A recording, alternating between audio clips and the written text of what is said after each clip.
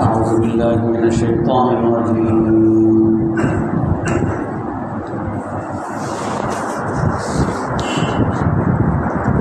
بسم الله الرحمن الرحيم. يوم يجمع الله الرسل فيقول ماذا أجبتم قالوا لا علم لنا إنك أنت علام الغيوب إذ قال الله يا عيسى ابن مريم اذكر نعمتي عليك وعلى والدتك إذ أيدتك بروح القدس تكلم الناس في المهد وكهلا وإذ علمتك الكتاب والحكمة والتوراة والإنجيل وإذ تخلق من الطين كهيئة الطير بإذني فتنفخ فيها فتكون طيرا بإذني وتبرئ الأكمه والأبرص بإذني وإذ تخرج الموتى بإذني وإذ كففت بني إسرائيل عنك إذ جئتهم بالبينات فقال الذين كفروا منهم إن هذا إلا سحر مبين. صدق الله العظيم.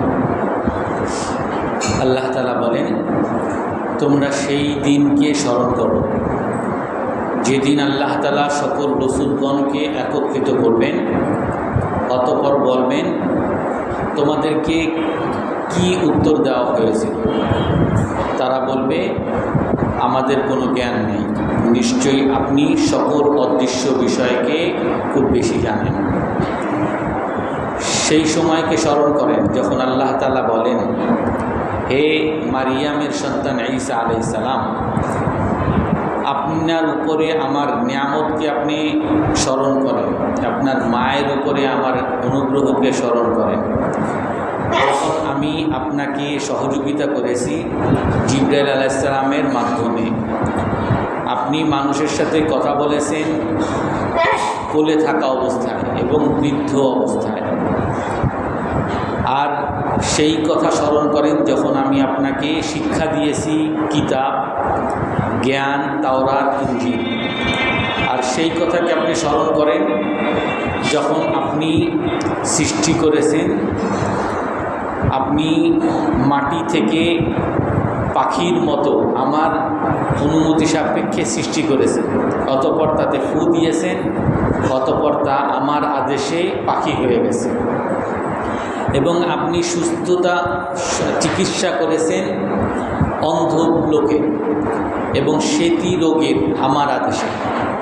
আর আপনি মৃত ব্যক্তিকে জীবিত করেছেন আমার আদেশে। সেই কথাকে স্মরণ করেন যখন আমি বনি ইসরাইলকে আপনার কাছ থেকে বিরত রেখেছি, যখন আপনি তাদের কাছে দলিল নিয়ে আসছেন এবং তখন তাদের মধ্যে কাফেররা বলেছিল যেটা হলো স্পষ্ট জাদু। এখান থেকে এই সূরার যেই নামকরণ হয়েছে সেই ঘটনা শুরু হয়েছে। এই সূরার নাম হলো সূরা মায়েদা। আর মায়েদা শব্দের অর্থ হলো দস্তরখান। তো এই ঈসা আলাইহিস সালামের জাতির উপরে আল্লাহ তাআলা খাবারের দস্তরখান একবার পাঠান, সেই ঘটনা আসতেছে। তো এই ঘটনা এখান থেকে শুরু হয়েছে।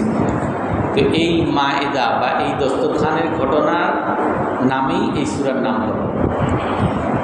তো এখানে আল্লাহ তাআলা বলেন যে আপনি সেই সময়কে স্মরণ করেন যখন আল্লাহ তাআলা রাসূলগণকে একত্রিত করবেন এবং তাদেরকে জিজ্ঞাসা করবেন যে আপনাদেরকে কি উত্তর দেওয়া হয়েছে, অর্থাৎ কিয়ামতের দিনের কথা বলতেছেন।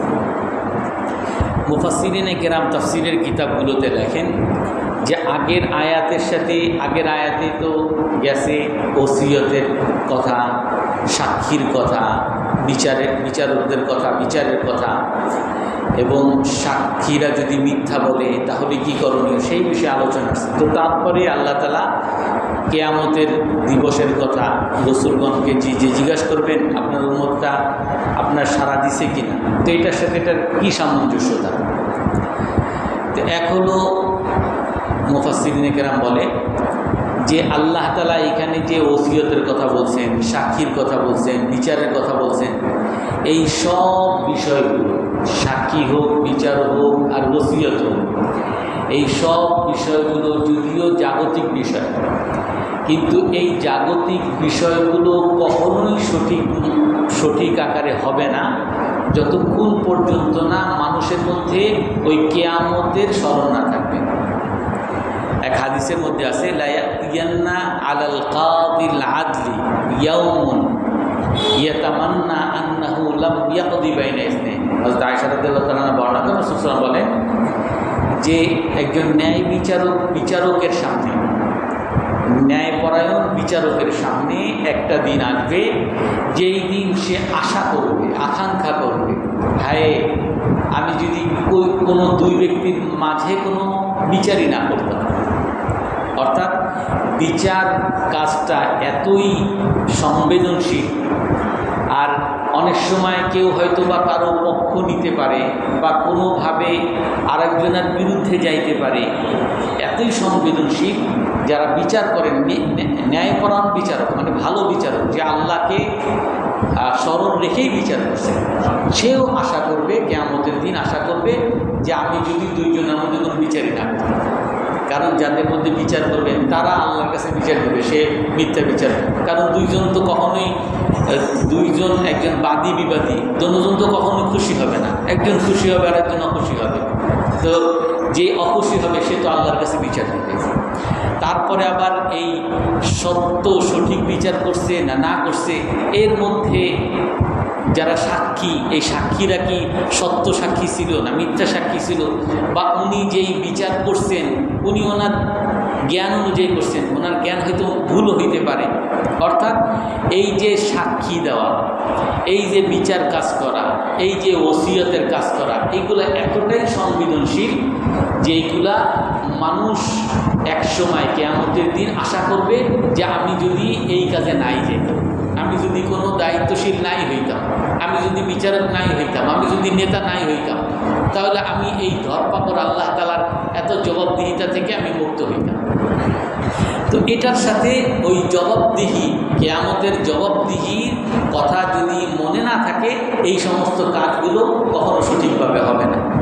তো ওই কিয়ামতের জবাবদিহির কথা আল্লাহ তাআলা বলেন, ইয়াউমা ইয়াজমাউল্লাহুর রুসুল, ওই দিনকে স্মরণ করেন, কিয়ামতের দিন, যেই দিন আল্লাহ তাআলা রসুলগণকে একত্রিত করবেন।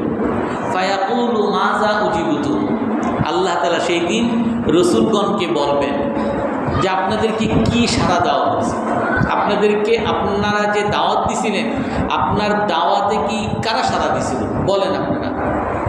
অন্য আয়াতের মধ্যে আছে, ফালানাসআলান্নাল্লাযীনা উরসিলা ইলাইহিম ওয়ালানাসআলান্নাল মুরসালিন। আল্লাহ তাআলা বলেন, অবশ্যই আমি যাদের কাছে রসুলগণকে পাঠাইছি তাদেরকে প্রশ্ন করব, আর যাদেরকে রসুল হিসাবে পাঠাইছি তাদেরকেও জবাবদিহি করব। আল্লাহ তাআলা উম্মতকে জিজ্ঞাসা করবেন, তোমরা রসুলগণের যে দাওয়াত দিছিলেন, দাওয়াতগুলো তোমরা মানছো কিনা? রসুল যে বলছেন সুদ খাওয়া হারাম, ঘুষ খাওয়া হারাম, পর্দা করা ওয়াজিব, পর্দা না করলে কবিরা গুনাহ, তোমরা কি মানছিলা কিনা?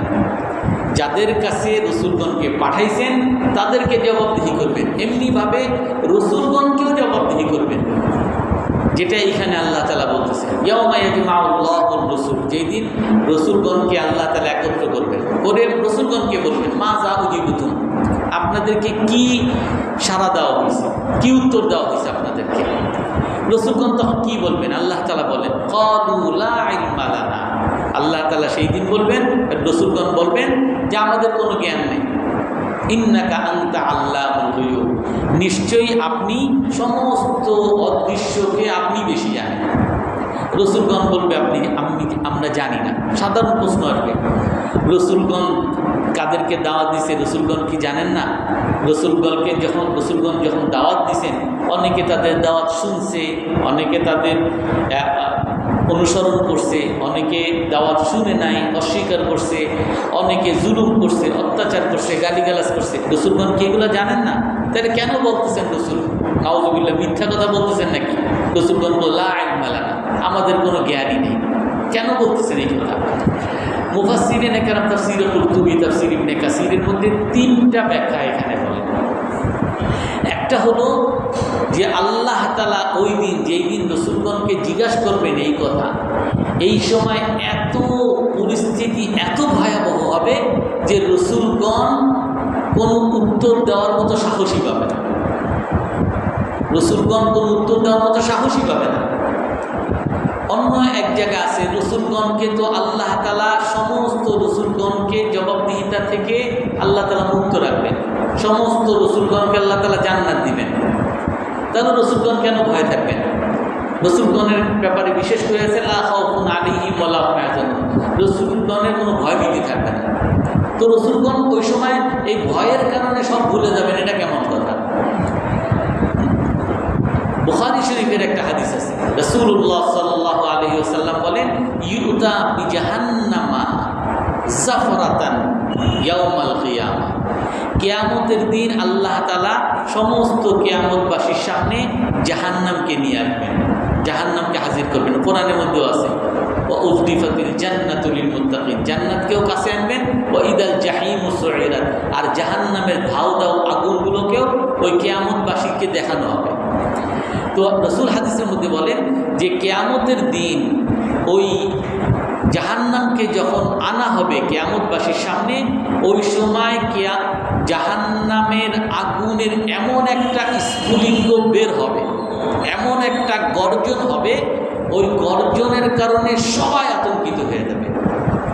এমনকি হাত্তা জাসাল আম্বিয়া ও লিরুকবাতাইহি, রাসূল সাল্লাল্লাহু আলাইহি ওয়াসাল্লাম হাদিসের মধ্যে বলেন যে এমনকি নবীগণ দুই হাঁটু গেড়ে বসে যাবেন, আল্লাহ আল্লাহ মাফ করেন, আল্লাহ বাঁচান, আল্লাহ বাঁচান।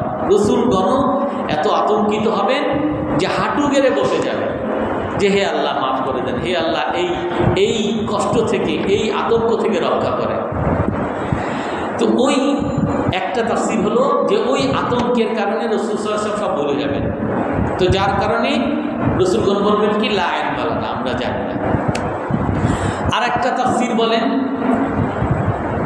রাসূলগণ দাওয়াত দিয়েছেন ঠিক আছে, কিন্তু রাসূলগণ দাওয়াত দেওয়ার পরে, যখন দাওয়াত দিয়েছেন তখন দাওয়াত দিয়েছেন, কিন্তু দাওয়াতের পরে কারা ঈমানের সাথে মারা গেছে, কারা ঈমানের সাথে মারা যায় নাই, কারা রাসূলগণকে মানছে, কারা মানে নাই, এগুলো তো রাসূল তো জানেন না। তো সেই জন্য বলছেন আমরা জানি না। যেমন হাদিসের মধ্যে আছে, রাসূল সাল্লাল্লাহু আলাইহি ওয়াসাল্লাম বলেন ইয়ারিদুন নাসু আলাইয়াল হাউজ, হাউজে কাউসারে আমার কাছে মানুষ আসবে পানি পান করার জন্য।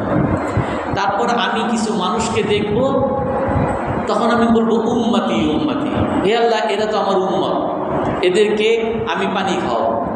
কিন্তু যখনই তারা কাছে আসবে তখন তাদের সামনে দেয়াল ফেলে দেওয়া হবে, তাদেরকে রাসূলের সাথে রাসূলের কাছে এসে হাউজে কাউসারের পানি পান করার সুযোগ দেওয়া হবে না। তখন আল্লাহ রাসূল সাল্লাল্লাহু আলাইহি ওয়াসাল্লাম আল্লাহকে বলতে থাকবেন, হে আল্লাহ উম্মতি উম্মতি, এরা তো আমার উম্মত, কেন তাদেরকে আপনি আটকাইতেছেন? তখন আল্লাহ তাআলার পক্ষ থেকে ফেরেশতারা বলবেন, মা আহাদাসু বাদাক লা তাদরি মা আহাদাসু বাদাক, হে রাসূল আপনি জানেন না আপনার পরে তারা কি করছে। আপনি যখন ছিলেন তখন তো ঠিক আছে, তারা মানছে, কিন্তু আপনি চলে আসার পরে তারা যে বেদাত করছে, তারা যে কুসংস্কারে লিপ্ত হয়েছে, আপনার সুন্নত যে মানে নাই, এগুলো তো আপনি জানেন না। এই জন্য আপনি মনে করতেছেন যে আপনার উম্মত, আসলে এই আপনার উম্মত হলেও তারা পাপী উম্মত, এই জন্য আপনার কাছ থেকে তারা হাউজে কাউসারের পানি পান করতে পারবে না।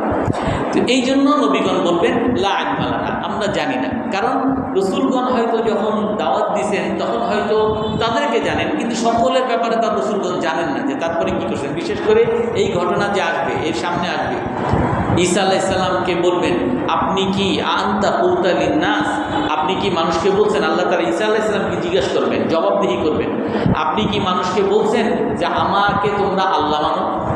আপনি কি মানুষকে বলছেন আমাকে আল্লাহর ছেলে মেনে আমার পূজা করো? তো আপনি কি বলছেন? তখন ঈসা আলাইহিস সালাম বলবেন, সামনে পৃষ্ঠা আসবে, ঈসা আলাইহিস সালাম বলবেন ক্বালা সুবহানাক মা ইয়াকুনু লি আন আকুলা মা লাইসা লি বিহাক, হে আল্লাহ আপনার পবিত্রতা আমি বর্ণনা করি, আমার যেটা অধিকার নাই এই কথা আমি কেমনে বলি, যেটা আমি না সেটা আমি কেমনে বলি? আমি কেমনে আপনার সন্তান হওয়ার দাবি করি, কেমনে আমি আপনার এক শরীক হওয়ার, তিন খোদার এক খোদা হওয়ার কেমনে দাবি করি? আমি তো যখন আমার দুনিয়াতে থাকা অবস্থায় আমি তাদেরকে জানতাম, কিন্তু যখন আমি চলে আসছি, ফালাম্মা তাওয়াফাইতানি কুনতা আনতার রাকিব আলাইহিম, আমি যখন দুনিয়া থেকে চলে আসছি, আপনি আমাকে দুনিয়া থেকে নিয়ে আসছেন, আমি তো আর তাদের খবর জানি না তারা কি করছে না না করছে। তো সেই জন্য লা ইলমা লানা, রাসূলগণ বলবেন যে আমাদের কোনো জ্ঞান নেই। আরেকটা হলো মুফাসসিরিনে কেরাম যেটাকে সবচেয়ে উত্তম তাফসীর যেটাকে বলেন, সেটা হলো লা ইলমা লানা, আমাদের জ্ঞান নেই। আল্লাহ তাআলা পরের আয়াতে যেহেতু আছে ইন্নাকা আনতা আল্লামুল গুয়ুব, নিশ্চয়ই আপনি সমস্ত অদৃশ্যকে সবচেয়ে বেশি জানেন। তো যেহেতু আল্লাহ তাআলা জ্ঞানী, আল্লাহ তাআলার জ্ঞানের সামনে যদি নবীগণ কিছু জেনেও থাকেন, তো আল্লাহর জ্ঞানের সামনে তো এই জ্ঞানের কোনো মূল্য নেই। সেই জন্য আল্লাহ তাআলার জ্ঞানের মর্যাদা রক্ষার্থে, আল্লাহ তাআলার সাথে আদব রক্ষার্থে বলেন আমরা কিছু জানি না। যেমন সাহাবায়ে কেরামকে যখন রাসূল সাল্লাল্লাহু আলাইহি ওয়াসাল্লাম জিজ্ঞেস করতেন যে বলো তো এই এমন গাছটা কি, অথবা এরকম বিভিন্ন প্রশ্ন করতেন, তোমরা কি জানো এটা কি? সাহাবায়ে কেরাম সোজা উত্তর দিতেন আল্লাহু ওয়া রাসূলুহু আ'লাম, আল্লাহ রসুলই ভালো জানেন। ওনারা জানলেও কখনো উত্তর দিতেন না, কারণ আল্লাহ রসুল একটা ভালো কিছু বলবেন, হয়তো আমি যেটা জানি এটা ভুল জানি, এই জন্য কখনো ওনারা বলতেন যে আল্লাহ রসুল ভালো জানেন। তো সেই জন্য নবীগণ বলছেন লা ইলমা লানা, আমাদের কোনো জ্ঞান নেই, অর্থাৎ আমরা জানি না যে মানুষের যে মুক্তি, আমরা যে মনে করি মানুষ নেক আমল করলে, বা আল্লাহ তাআলা বলছেন ইল্লাল্লাযীনা আমানু ওয়া আমিলুস সালিহাত, যারা ঈমান আনবে নেক আমল করবে তারা মুক্তি পাবে। এখন আমি কি বলতে পারি একজন মানুষ নামাজি মানুষ, একজন রোজা রাখে, হজ করে, যাকাত দেয়, আমি কি বলতে পারি সে জান্নাতি? আমি কি এরকম সার্টিফিকেট দিতে পারি তাকে জান্নাতি, বা সে মৃত্যু পর্যন্ত সেই ঈমানের উপর থাকবে কিনা আমি বলতে পারি?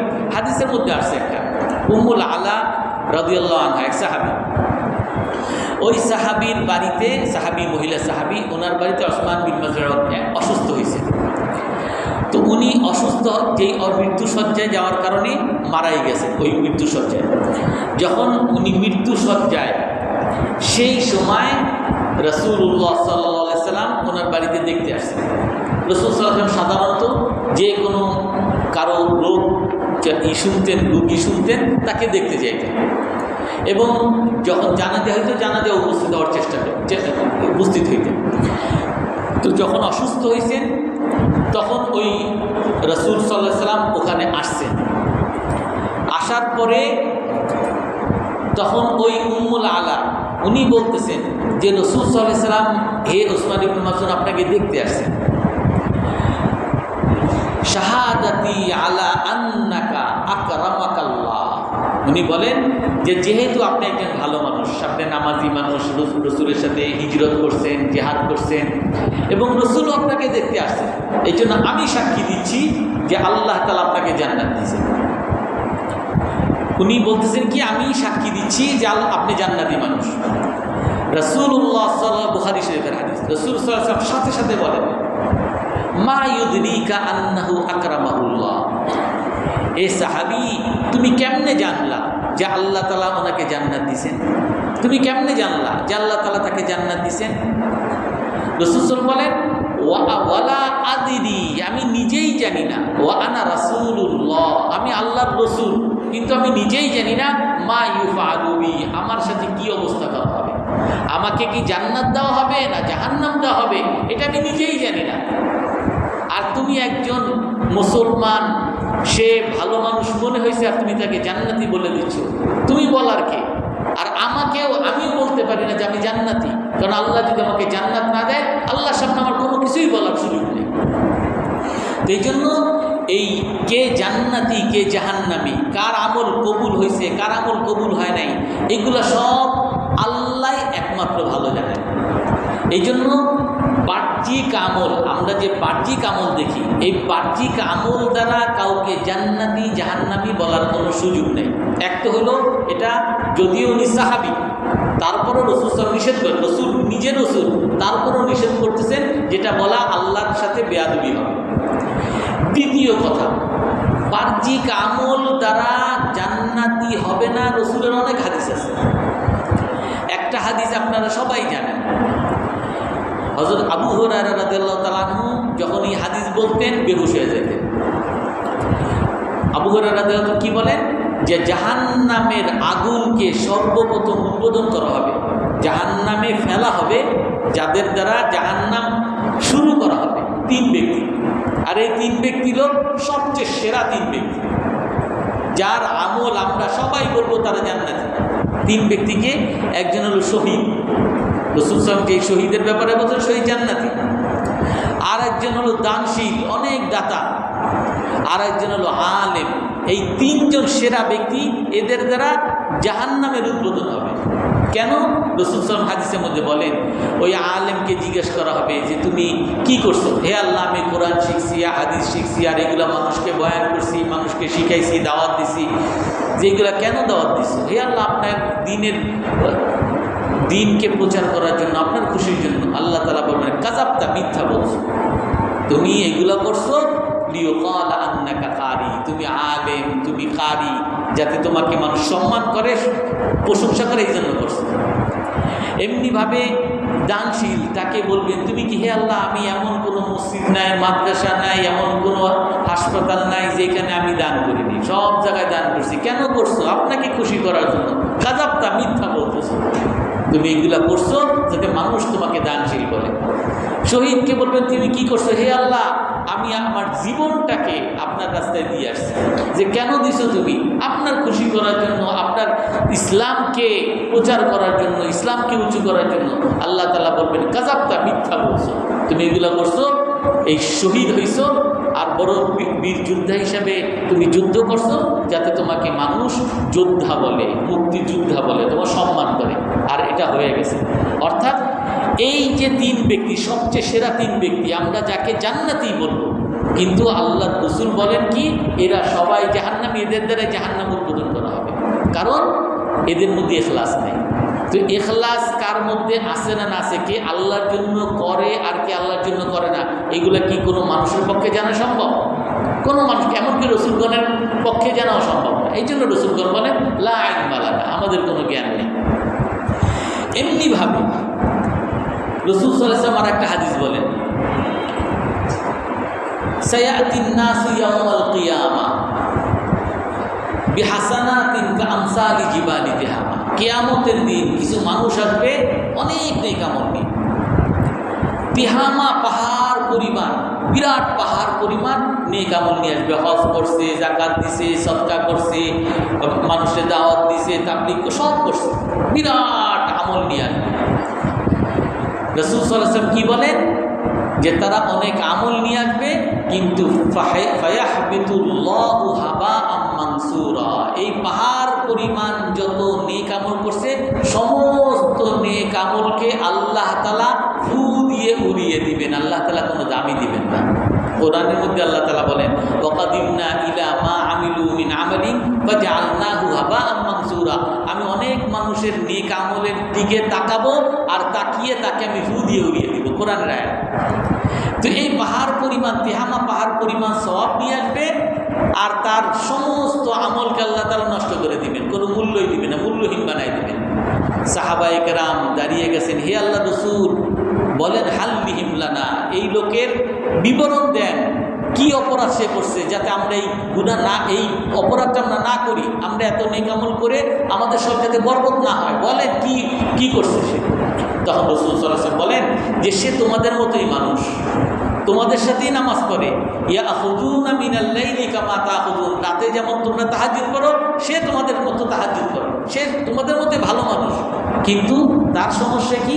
ইদা খালাউ বিমাহারিমিল্লাহি ইনতাহাকুহা, যখন সে কোনো খারাপ কাজ, গুনাহের কাজে, গোপনে গুনাহের কাজের কোনো সুযোগ পায়, গুনাহের কাজ করে।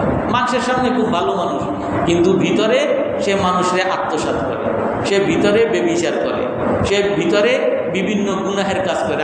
আমাদের তখন বর্তমানে মোবাইল, এমন একটা মোবাইলে সারাক্ষণ রাতে বসে বসে গুনাহের কাজ, অথচ সারাদিন নামাজ পড়ছে কিন্তু রাতে বসে বসে সে গুনাহের কাজ করে, কেউ দেখে না, বাস গুনাহের কাজ করে। এই যে ব্যক্তি গোপনে গুনাহের কাজ করে আর বাহ্যিকভাবে সবার কাছে ভালো মানুষ, আল্লাহ তাআলা এই ব্যক্তির পাহাড় পরিমাণ নেক আমলকে ওই কবিরা গুনাহের কারণে আল্লাহ তাআলা সব বরবাদ করে দেবেন। তো এই যে যারা এত ভালো মানুষ, এদের আমল যে আল্লাহ বরবাদ করে দিবেন, এগুলা কি কোনো মানুষের পক্ষে জানা সম্ভব? নবীগণের পক্ষে জানা সম্ভব? এই জন্য নবীগণ বলেন, ক্বালু লা ইলমা লানা, হে আল্লাহ আমাদের জ্ঞান নেই, আমরা জানি না। ইন্নাকা আনতা আল্লামুল গুয়ুব, নিশ্চয়ই আপনি সমস্ত অদৃশ্য বিষয়কে আপনি সবচেয়ে বেশি জানেন। তো আমাদের এখানে কোনো জ্ঞান নেই, আমরা কিছুই বলতে পারি না। ইয ক্বালাল্লাহু ইয়া ঈসা ইবনা মারইয়াম আযকুর নি'মাতি আলাইকা ওয়া আলা ওয়ালিদাতিক, আপনি সেই কথাকে, সেই সময়কে মনে করেন, স্মরণ করেন যখন আল্লাহ তাআলা ঈসা আলাইহিস সালামকে বলছেন, হে ঈসা ইবনে মারইয়াম, তোমার উপরে আমার অনুগ্রহকে, নিয়ামতকে স্মরণ করো এবং তোমার মায়ের উপরে নিয়ামতকে স্মরণ করো। আমরা সবাই জানি ঈসা আলাইহিস সালাম এবং ঈসা আলাইহিস সালামের মা মারিয়াম রাদিয়াল্লাহু আনহা, এই দুইজনের উপরে আল্লাহ তাআলার বিরাট নিয়ামত। সামনেও কিছু নিয়ামতের কথা বলছেন এবং এখানে বিশেষ করে আল্লাহ বল, তোমার উপরে নিয়ামত, তোমার মায়ের উপরে নিয়ামত। আমরা সবাই জানি ঈসা আলাইহিস সালামকে আল্লাহ তাআলা বাবা ছাড়া সৃষ্টি করছে। মারিয়াম রাদিয়াল্লাহু আনহার পেটে ঈসা আলাইহিস সালামকে আল্লাহ তাআলা জন্ম দিয়েছেন, আর মারিয়াম রাদিয়াল্লাহু আনহাকে কোনো পুরুষে স্পর্শ করে নাই। দুনিয়ার স্বাভাবিক নিয়মে বা তাফসীরে নাবুসিতে আসে যে একটা মহিলার জন্য সবচেয়ে দামি জিনিস হলো তার সতীত্ব। একটা মহিলার জন্য সবচেয়ে দামি জিনিস হলো তার সতীত্ব। সতীত্ব রক্ষার জন্য সে জীবনটা দিয়ে ফেলে। এই সতীত্ব কলঙ্ক তার মধ্যে যাতে না লাগে, সেই জন্য তার সমস্ত সম্পত্তিতেও রাজি হয়ে যায়, তার জীবনটা দিয়ে দেওয়ার জন্য রাজি হয়ে যায়। তো মারিয়াম রাদিয়াল্লাহু আনহার কাছে যখন তার পেটে বাচ্চা আসে, সেই সময় মারিয়াম রাদিয়াল্লাহু আনহার কি অবস্থা হবে? তাহলে যেটা কোরআনের মধ্যে আছে, মারিয়াম রাদিয়াল্লাহু আনহা বলেন, ইয়া লাইতানি কুনতু নাসিয়াম মানসিয়া, হায় আমি যদি কোনো মানুষই না হতাম, আমি এখন একজন মহিলা, এই মহিলা কেন, আমি যদি একটা গোড়া ভেড়া বকরি অথবা আমি একটা বালুকণা হয়ে থাকি, আমার কেউ চিনতই না। এখন আমি যখন আমার এই বাচ্চা নিয়ে আমি যখন আমার এলাকায় যাব, সবাই আমাকে কলঙ্ক দিবে, কেউ আমাকে বিশ্বাস করবে না যে আল্লাহ তাআলা আমাকে এই সন্তান, আল্লাহ তাআলা বাবা ছাড়া কেউ বিশ্বাস করবে না, দুনিয়ার কেউ বিশ্বাস করবে না। এমনকি কোরআনের মধ্যে আসছে ফাকুলি, আল্লাহ তাআলা এই মারিয়াম রাদিয়াল্লাহু তাআলাকে বলেন যে আপনি রোজা থাকবেন। রোজা কি? আপনি মুখের রোজা, কারোর সাথে কোনো কথা বলবেন না। যদি কেউ আপনার কিছু বলে, আপনি শুধু সন্তানের দিকে দেখাবেন, কোনো কথা আপনি বলবেন না। যখন উনি গেছেন, এলাকাবাসী সবাই দেখে বলে, ইয়া উখতা হারুনা মা কানা আবুকি ইমরাআ সাউইন ওয়া মা কানাত উম্মুকি বাগিয়া, হে হারুনের বোন, অর্থাৎ মারিয়াম রাদিয়াল্লাহু তাআলা আনহার ভাই হারুন ছিলেন, হে হারুনের বোন, তোমার বাবাও তো খারাপ ছিল না, তোমার মাও তো বেবিচারী ছিল না, তুমি এরকম খারাপ কাজ কেমনে করলে? তাফসীরের কিতাবে, তাফসীরে নাবুসিতে আসে, একটা মেয়ে ভালো হওয়ার জন্য, সতী হওয়ার জন্য সবচেয়ে বড় উপায় হলো তার বাবা ভালো হওয়া, তার মা ভালো হওয়া। যদি কারো বাবা খারাপ হয় বা কারো মা খারাপ হয়, তাহলে সে খারাপ হওয়ার সম্ভাবনা আছে। এই জন্যই এলাকাবাসী বলতেছে যে তোমার বাবাও তো খারাপ ছিল না, তোমার মাও তো বেবিচারী ছিল না, সবাই তারা তো ভালো, তুমি তো খারাপ হওয়ার কথা না, তুমি এমন খারাপ কেন হইলা? এই যে মারিয়াম রাদিয়াল্লাহু আনহার উপরে যে এত বড় একটা কলঙ্ক লেগে যাচ্ছিল, সবাই মিলে তাকে যেরকম কলঙ্ক দিচ্ছিল, বেবিচারী বলতেছিল, সেই সময় আল্লাহ তাআলা এই তার মায়ের জন্য দয়া করছেন, অনুগ্রহ করছেন। আর এই সন্তান, যেই সন্তানকে সবাই একজন জাদুর সন্তান হিসেবে চিনবে, সবাই খারাপ বলবে, সবাই সিসি করবে, সেই সন্তানের উপরও আল্লাহ তাআলা দয়া করছেন। কেমনে দয়া করছেন? যে আমি তোমাকে তুকাল্লিমুন নাসা ফিল মাহদি, শিশু কোলে অবস্থায় তোমাকে আমি কথা বলা শুরু করেছি। সূরা মারিয়ামের মধ্যে আসছে, তখন যখন শুধু বাচ্চার দিকে দেখাচ্ছে, তখন ওই বাচ্চা কোলে থাকা অবস্থায় সে নবভূমিষ্ঠ হযরত ঈসা আলাইহিস সালাম তখনই কথা বলা শুরু করছে। ক্বালা ইন্নী আবদুল্লাহ, ঈসা আলাইহিস সালাম বলতেছে আমি আল্লাহর বান্দা। আতানিয়াল কিতাব ওয়া জাআলানি নাবিয়্যা, আল্লাহ তাআলা আমাকে কিতাব দিয়েছেন, আমাকে নবী বানাইছেন, আমার মাকে আল্লাহ তাআলা পবিত্র বানাইছেন। নিজের মায়ের কলঙ্ক উনি আল্লাহ তাআলা এই ঈসা আলাইহিস সালাম, শিশু ঈসা আলাইহিস সালামের এই মুআজিজা দ্বারা আল্লাহ তাআলা দূর করছেন, এবং ঈসা আলাইহিস সালামের কলঙ্ক আল্লাহ তাআলা দূর করছেন। এটাই আল্লাহ তাআলা বলতেছেন ইদ ক্বালাল্লাহ, আল্লাহ তাআলা বলেন হে ঈসা ইবনে মারিয়াম, তুমি আমার নিয়ামতকে স্মরণ করো তোমার উপরে এবং তোমার মায়ের উপরে। তারপরে আল্লাহ তাআলা আরও অনেক ঘটনাগুলো ঈসা আলাইহিস সালামের সাথে কী কী করা হয়েছে এগুলো বলা হবে ইনশাআল্লাহ। আমরা আগামী সপ্তাহে আলোচনা করবো। আল্লাহ তাআলা আমাদের সকলকে আমল করার তৌফিক দান। কারো কোনো প্রশ্ন আছে? সুবহানাকাল্লাহুম্মা ওয়া বিহামদিকা আশহাদু আল্লা ইলাহা ইল্লা আনতা আস্তাগফিরুকা ওয়া আতুবু ইলাইক।